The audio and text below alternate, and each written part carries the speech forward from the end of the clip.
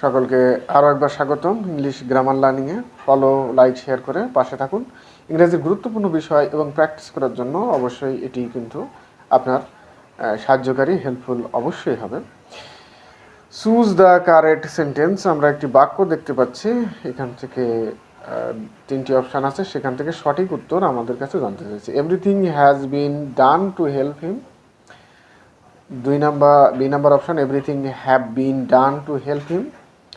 C number option, everything are done to help him.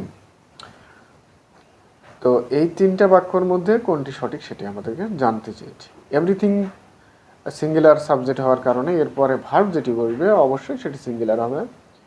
তো everything has singular verb, এটি সঠিক আছে। এরপরে বি নাম্বার অপশানে এভরিথিং হ্যাভ হলো প্লুরাল ভার্ব।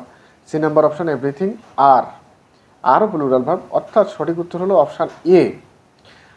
তাহলে নিয়মটি কি? নিয়মটি হলো সাবজেক্টে যদি anybody, anyone, no one, everyone, everybody, nothing, someone থাকে, তাহলে ভার্বটি অবশ্যই সিঙ্গুলার ফর্মে হবে।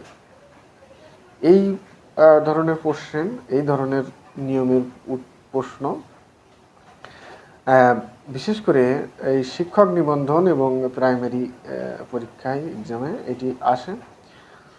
ইংরেজিতে শর্টকাট খুঁজলে কিন্তু ইংরেজি ভালো করে শিখতে পারবেন না। গোড়া থেকে ইংরেজি শিখলে সেটি সারা জীবন কাজে লাগবে। প্র্যাকটিস করলে পুরনো জিনিস নতুন হয়ে যাবে, কিন্তু শর্টকাট শিখতে গেলে কিন্তু ভুল হয়ে যাবে। প্রশ্ন ঘুরিয়ে করলেই পরীক্ষায় কিন্তু ভালো করতে পারবেন না। তাই ভালো করে শিখতে ইংলিশ গ্রামার লার্নিংয়ের সাথে থাকুন। লাইক, ফলো, শেয়ার করে রাখুন, যাতে পরবর্তী ভিডিও আপনি পেতে পারেন। শেয়ার করুন যাতে আপনার বন্ধুরা এটি পেতে পারে, যাদের এটি দরকার। সকলকে আবারও আন্তরিকভাবে ধন্যবাদ জানাচ্ছি।